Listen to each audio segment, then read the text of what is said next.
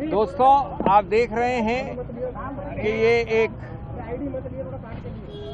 बहुपार्टी delegation जिसमें मेरे सब वरिष्ठ कॉलीग्स यहाँ खड़े हैं अलग अलग विभिन्न पार्टियों से। ये तीसरी बार इस चुनाव में मल्टी पार्टी डेलीगेशन गया है चुनाव आयोग। आज हमने 2-3 मुद्दे स्पष्ट रखे उनके सामने। उन्होंने हमें कम समय में समय दिया, इसके लिए हम धन्यवाद करते हैं उनका। सबसे महत्वपूर्ण और अहम मुद्दा ये है कि पोस्टल बैलेट्स ये एक जानी मानी प्रक्रिया है कि चुनाव के परिणाम को एक तरफ से दूसरी तरफ ले जा सकती है। कई बार ऐसा हुआ है कि सभी पार्टियों के बीच में जो फर्क है वोट्स का वो x है, लेकिन पोस्टल बैलेट्स 2x या 3x होते हैं। यानी पोस्टल बैलेट्स निर्णायक सिद्ध होते हैं परिणाम के मामले में। इसलिए चुनाव आयोग ने एक जो रूल है, प्रावधान है, जो एक्ट के अंतर्गत रूल बनता है, जो स्टैट्यूटरी रूल होता है, कोई गाइडलाइन नहीं, कोई चिट्ठी नहीं, उसके अंदर कहा है अंतर्गत कि पोस्टल बैलेट्स की गिनती पहले ली जाएगी। यानी ईवीएम की गिनती के पहले पोस्टल बैलेट्स की गिनती ली जाएगी। ये रूल 54A 54A में लिखा है स्पष्ट रूप से। इस बात को कई बार अलग अलग रूप से चिट्ठियों द्वारा और गाइडलाइंस द्वारा है।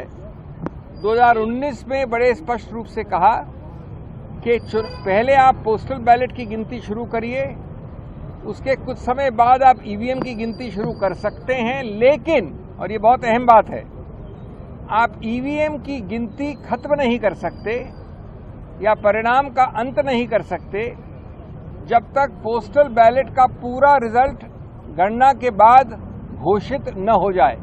यानी पोस्टल बैलेट की गणना के बाद उसका परिणाम पहले घोषित करना अनिवार्य है।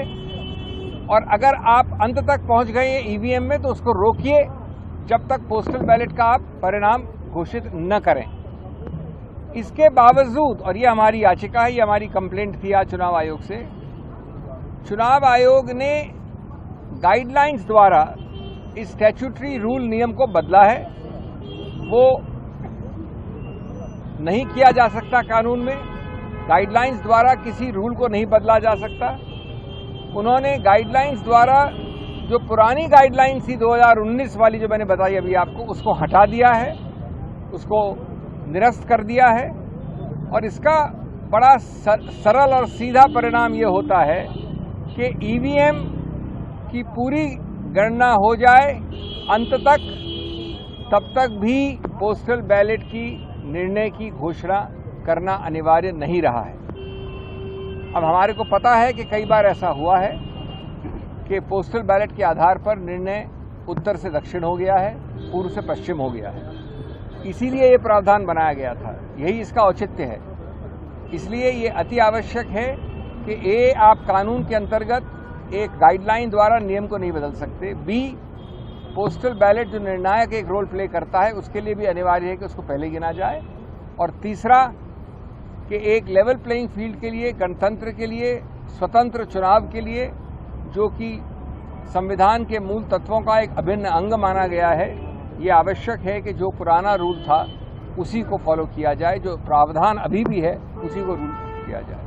लोकसभा चुनाव के नतीजे 4 जून सुबह 7 बजे से देखिए। चुनाव नतीजों से जुड़ी हर खबर सबसे पहले, सबसे सटीक, केवल अमर उजाला पर, amarujala.com।